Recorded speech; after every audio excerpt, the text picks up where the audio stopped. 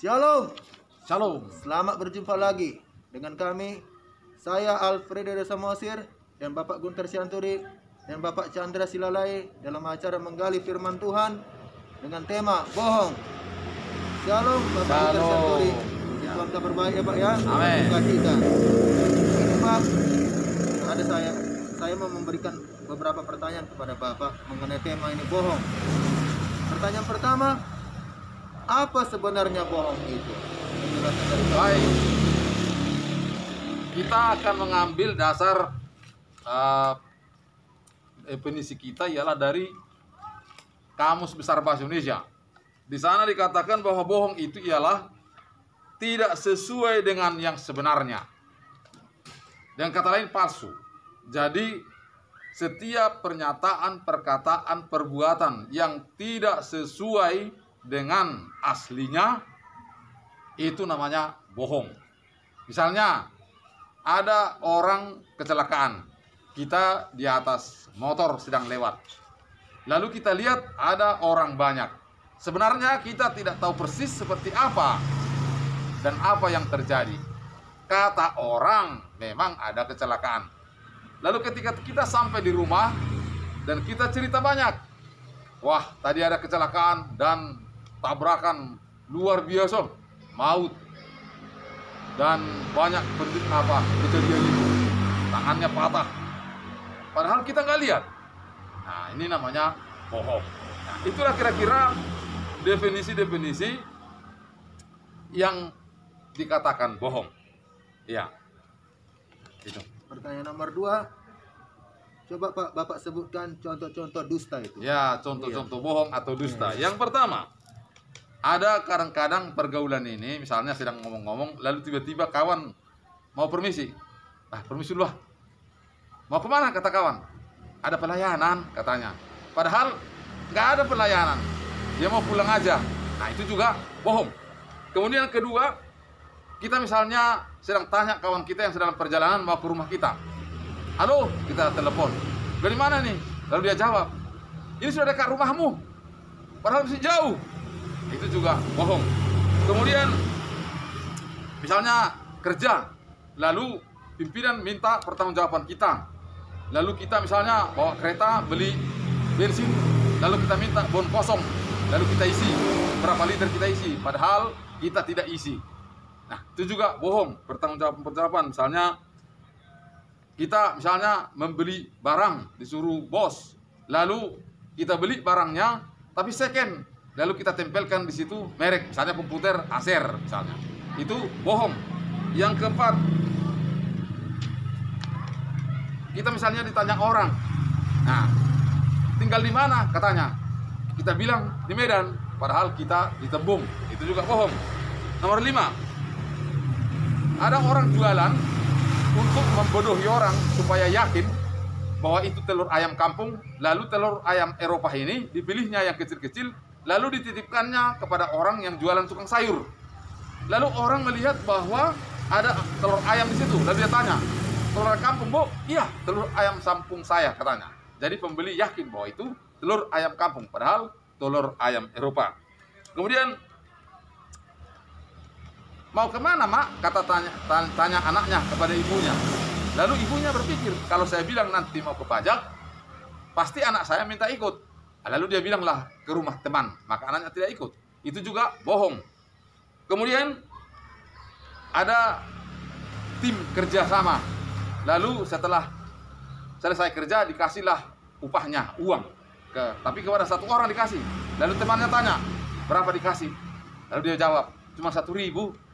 100.000, padahal 500.000 dikasih. Itu juga bohong. Kemudian berikutnya,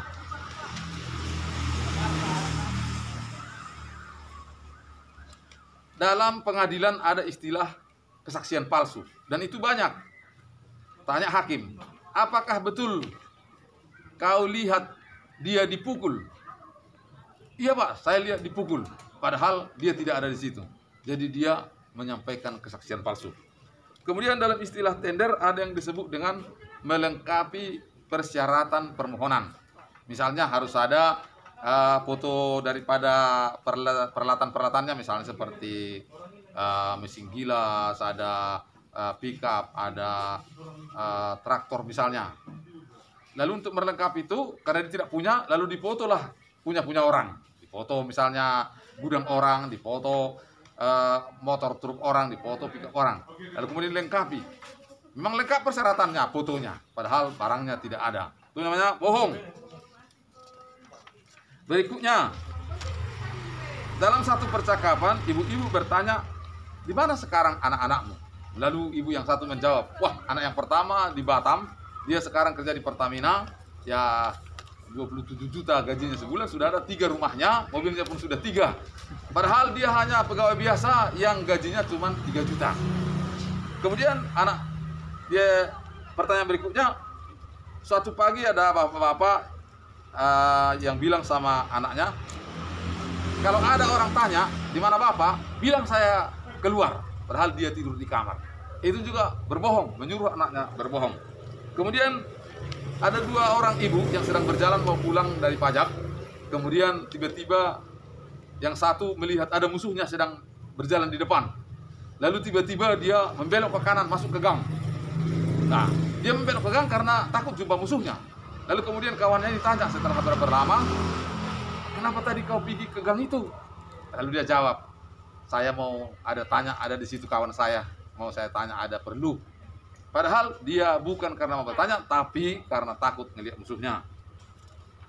Berikutnya, suatu kali ketika istri mau mencuci celana suaminya, lalu ia merogoh kantong-kantong, lalu kebetulan kedapatanlah satu foto perempuan. Lalu dia tanya suaminya, foto siapa ini? Lalu suaminya menjawab, itu foto sepupu dari kampung. Padahal itu gebetannya. Kemudian seorang mau bayar ongkos angkot. Ibu ini tanya supir, Pak supir, berapa ongkosnya? Nah, supir bilang 6.000. Lalu ibu berkata, wah, kok 6.000? Padahal semalam aku dari sini cuma 5.000-nya. Padahal sebenarnya dia nggak dari situ semalam. Dia berbohong. Kemudian satu kali ada seorang yang bertanya kepada seorang ibu di rumahnya, Bu, aku mau pinjam uang lah, 200.000 aja katanya. Lalu ibu itu bilang, wah, saya nggak ada uang, Bu. Padahal uangnya ada 5 juta di rumah. Itu juga berbohong. Kemudian kalau kita ke pajak, lalu kita tanya, ini ikan masih baru? Lalu yang punya ikan bilang, wah pastilah Bu, ini masih baru. Padahal itu sudah ikan semalam yang di es. Kemudian orang jualan cabai giling, dia bilang ini cabai asli dan bisa murah dijualnya. Karena apa? Itu bukan cabai asli sebenarnya. Itu adalah wortel, bengkuang sama cabai digiling bersama dan kelihatan seperti cabai. Itu juga bohong. Kemudian orang jualan mangga. Lalu jualan mangga itu biasanya kan 1 kilo ya ada 8 biji lah. Tapi yang ini enggak. Dibikin 1 kilo, kilonya pas, tapi isinya cuma 6 biji. Rupanya dia cuma 6 ons. Jadi itulah beberapa. Kemudian ada juga orang yang sering memuji orang. Sebenarnya kawannya itu jelek juga, cuman agar mengambil hatinya, lalu dia bilang, wah kau cantik betul katanya. Padahal hatinya pun berkata, sebenarnya dia nggak cantik, jelek juga. Itu juga bohong. Kemudian ada juga sering orang jualan misalnya seperti sales. Misalnya dia menjual obat atau menjual makanan. Lalu dia menjelaskan khasiat obatnya, bahwa obatnya bisa menyembuhkan kanker, menyembuhkan tumor, menyembuhkan sakit gula, sakit macam-macam, sakit paru-paru, sakit jantung, dan semua penyakit katanya. Padahal dia pun nggak tahu sebenarnya apa isi obatnya itu. Dia hanya sales biasa. Kemudian berikutnya, ada tukang parkir yang karsisnya sebenarnya tertera di sana cuma 1.000 karsis untuk kereta. Tetapi dia mau supaya 2.000, lalu dicoretnya 1.000 yang tertera digantinya jadi 2.000. Lalu 2.000 lah kita bayar, padahal sebenarnya itu 1.000. Kemudian ada seorang yang ngasih tahu bahwa kawannya sudah jadi pembesar. Lalu orang kalah gengsi, lalu dia bilang, wah saya sudah lama berkenalan dengan dia, padahal tidak kenal. Nah, saudara-saudara, itulah beberapa contoh tentang berbohong. Terima kasih. Pertanyaan nomor 3, Apakah berbohong juga masuk neraka, Pak? Mohon Ya. penjelasannya. Mari kita baca firman Tuhan.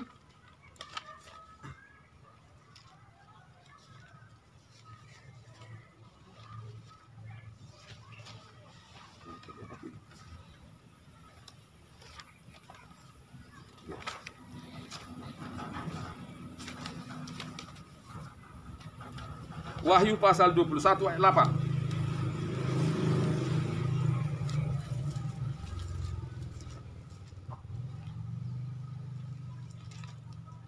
Tetapi orang-orang penakut, orang-orang yang tidak percaya, orang-orang keji, orang-orang pembunuh, orang-orang sundal, tukang-tukang sihir, penyembah-penyembah berhala, dan semua pendusta, mereka akan mendapat bagian mereka dalam lautan yang menyala-nyala oleh api dan belerang. Inilah kematian yang kedua. Jadi termasuk salah satu di sana disebut bahwa pendusta juga masuk neraka atau dihukum di neraka. Nah, itu berarti bahwa berbohong seperti tadi itu juga masuk neraka. Terus ada orang yang memakai dusta itu sebagai ilmu selamat. Nah, mari baca dulu Yesaya pasal 28. Yesaya pasal 28 ayat 15 dan 16. Dia bilang bahwa dusta itu boleh berdusta, tapi harus untuk kebaikan. Nah, bagaimana kata firman Tuhan dalam Yesaya pasal 28 ayat 15 dan 16? Karena kamu telah berkata, kami telah mengikat perjanjian dengan maut dan dengan dunia maut. Kami telah mengadakan persetujuan. Biarpun cemiti berdesik-desik dengan kerasnya, kami tidak akan kena, sebab kami telah membuat bohong sebagai perlindungan kami, dan dalam dusta kami menyembunyikan diri. Sebab itu beginilah firman Tuhan Allah, sesungguhnya aku meletakkan sebagai dasar di Sion sebuah batu, batu yang teruji, sebuah batu penjuru yang mahal, suatu dasar yang teguh. Siapa yang percaya tidak akan gelisah. Ya, jadi bohong dijadikan jadi ilmu selamat. Artinya dengan berbohong mereka aman pikirnya. Padahal Tuhan marah bahwa tidak ada bohong yang bisa dijadikan perlindungan. Nanti orang akan berkata, Rahab kan berbohong. Ketika ia ditanya, di mana orang itu sekarang? Dia bilang sudah lari, padahal disimpinnya di atas. Dia bilang itu benar. Dan dia juga dibenarkan oleh firman Tuhan. Kemudian Abraham juga ditanya dia, apakah Abraham bilang kalau kau bukan adikku, bukan istriku. Maksudnya supaya selamat. Jadi dengan berbohong mereka bermaksud untuk selamat. Jadi bohong dijadikan jadi ilmu selamat juga salah. Mari baca lagi Roma pasal 3 ayat 7. Roma pasal 3 ayat 7. Ayat 7. Ya. Tetapi jika kebenaran Allah oleh dustaku semakin berlimpah bagi kemuliaannya, mengapa aku masih dihakimi lagi sebagai orang berdosa? Ya. Bisakah bohong benar? Dikatakan di situ, kalau kemuliaan Allah ditinggikan dari bohongku, kenapa aku masih diadili? Nah, jadi dengan kata lain, tidak ada bohong yang benar.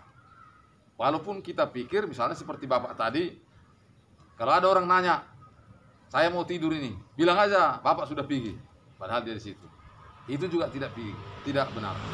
Misalnya kalau ada seorang pencuri yang sedang diburu orang, lalu lari ke rumah.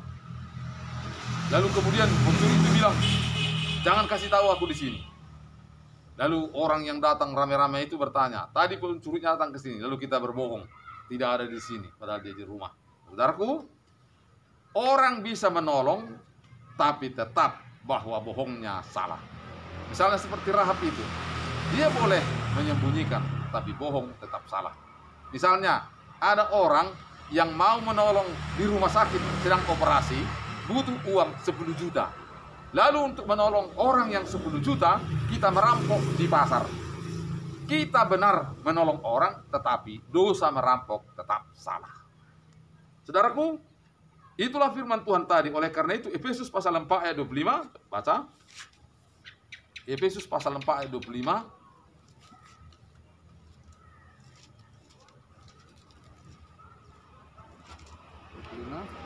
Ya.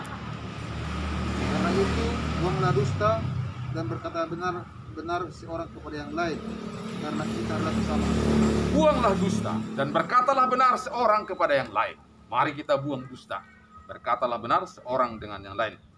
Nanti kita akan berkata, Petrus kan juga berbohong. Artinya dia bilang tidak kenal Tuhan Yesus dalam Matius pasal 26 ayat 74. Matius pasal 26 ayat 74. Matius pasal 26 ayat 74. Matius 26 ayat 74. Demikian firman Tuhan.